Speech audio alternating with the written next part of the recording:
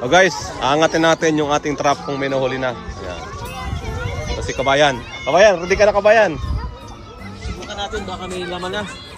O, subukan to, baka may laman na. Ayan.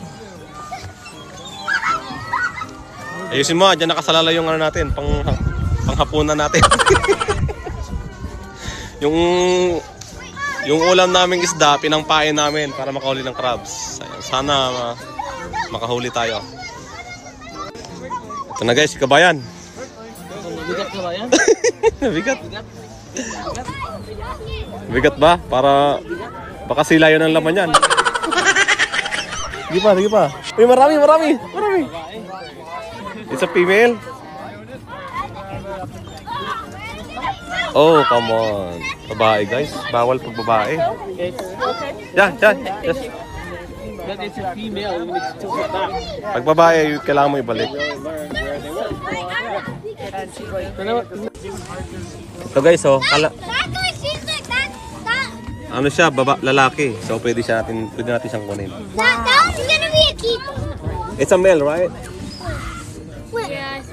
Lalaki yan ko eh. Yeah. Baka marami na pinagdaan ng pagsubok to. Marami ng mga talaba. Guys, nakahuli kami ng alimasag. Ito, isa sa mga malaking nahuli ko. Kasi sabi ko nakakaya sa mga ibon, marami nanonood. Ito na lang pinagbigyan tayo. Laki oh. It's a male, so pasok sa banga. Uwi na tayo. Pasok sa banga oh, laki. Uwi na Malapad ba pa tayo? mukha ko. Picturean kita. Ang laki oh. Lalaki no? Cellphone mo. Sa tagal-tagal kong nagka-crabbings dito sa Sydney, ngayon lang kami nakahuli ng ganito kalaki.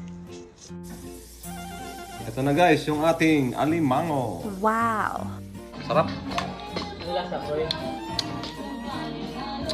Siya.